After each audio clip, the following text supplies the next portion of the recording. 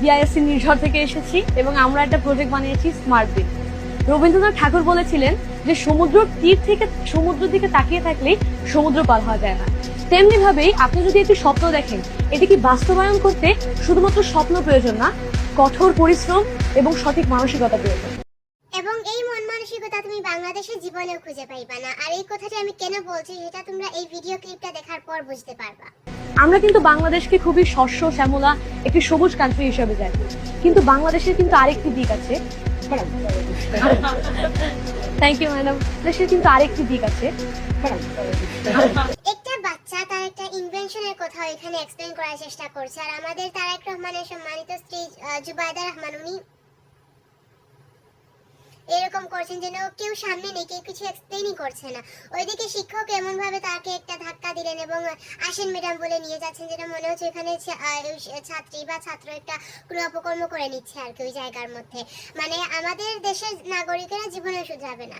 আগের প্রশাসন এবং বড় বড় ইউনিভার্সিটি এবং ইউনিভার্সিটিতে থাকা বড় বড় পদবীর লোকেরা আওয়ামী লীগের দালালি করতো, এখন তারা বিএনপির দালালি করে। আগে আওয়ামী লীগকে চাটাচুটি করছে, এখন তারা বিএনপিকে চাটাচুটি করে। তো এই ধরনের মানুষের কাছ থেকে এই ধরনের জাতি যতদিন পর্যন্ত শুধরাবে না, এদেশে উন্নয়ন কখনোই সম্ভব হবে না।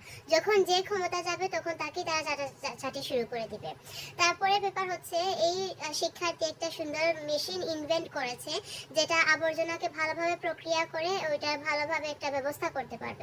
কিন্তু ওইখানে এক্সপ্লেন করার সুযোগই দিচ্ছেন না, বাচ্চাটাকে নিয়ে গেলেন চলে। এমন ভাবে যদি হয় অবস্থা যে তারা এত ভালো জায়গায় ঢাকায় থেকে এত যারা আমাদের ক্ষমতাপ্রাপ্ত মানুষেরা আছেন তাদের সামনে থাকা সত্ত্বেও তারা ইগনোর হচ্ছে। তুমি আমি যারা অনেক দূরের জায়গাতে বসবাস করি, আমরা অনেক দূরে অনেক অনুন্নত এলাকা থেকে যাই, আমাদের তো কি হবে ভাই?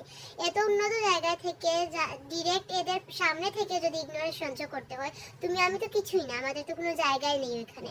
তো এই অবস্থায় দেশের উন্নয়ন হবে আর জাতির উন্নয়ন হবে এইটা আশা করা মানে বিলাসিতা। শুধু কার্ডের পর কার্ডই আসছে, ফ্যামিলি কার্ড, ভিসা কার্ড, তারপর ওই প্রবাসী কার্ড, কি থেকে কি কার্ড আসছে কিছুদিন পর অনেকগুলো কার্ড আসার পর আমরা সবাই বসে উনো রিভার্স খেলবো। এছাড়া দেশের উন্নতি আশা করা বেকার। ৭১-এও প্রাণ গিয়েছে কোনো কাজ ছাড়া, ২৪-এও প্রাণ গিয়েছে কোনো কাজ ছাড়া। প্রাণই আমরা দিব, আর কোনো কাজ হবে না এই দেশে।